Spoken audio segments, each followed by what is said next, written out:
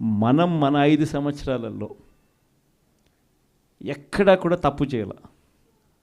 ప్రజలకు చెప్పిన ప్రతి మాట నెరవేర్చడం.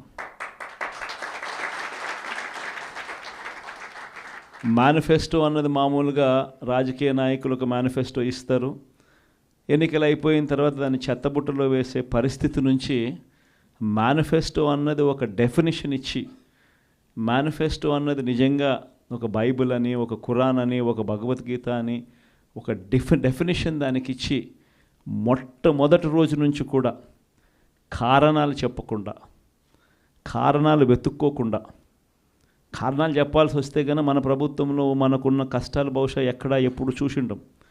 ఎప్పుడు చూడని కోవిడ్ లాంటి సమస్యలను కూడా ఎదుర్కొన్నాం. అది కూడా 2 ఏళ్ళు, అది కూడా 2 సంవత్సరాలు కోవిడ్ లాంటి సమస్యలు ఎదుర్కొన్నాం. కానీ ఎప్పుడు కూడా ఒకటే చెప్పా, మనల్ని ప్రజలు ఓటేశారు, మనం ఎన్నికలప్పుడు ఈ మేనిఫెస్టో రిలీజ్ చేసినాం, మనం ఇచ్చిన మాట మరో 30 సంవత్సరాల పాటు మన బాటను నిర్దేశిస్తుంది అని చెప్పి.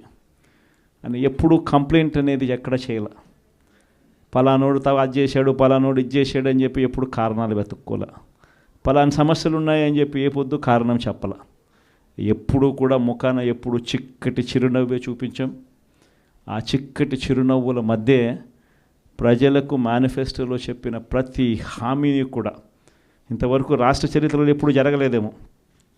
బడ్జెట్ కన్నా ముందే, బడ్జెట్ ప్రవేశపెట్టేటప్పుడే ఒక క్యాలెండర్ రిలీజ్ చేసి, ఆ క్యాలెండర్లో ఇదిగో ఈ నెల ఈ పథకం ఇస్తాం, ఇదిగో ఈ నెల ఈ పథకం ఇస్తాం, ఇదిగో ఈ నెల ఈ పథకం ఇస్తామని చెప్పి పథకాలన్నీ సంవత్సరం పొడుగునా ఏ పథకం ఏ నెలలో ఇస్తామని చెప్పడమే కాకుండా ఆ నెలలో బటన్లు నొక్కి నేరుగా పథకాలు ఇచ్చిన పరిస్థితి బహుశా దేశ చరిత్రలో ఎప్పుడు జరిగింది.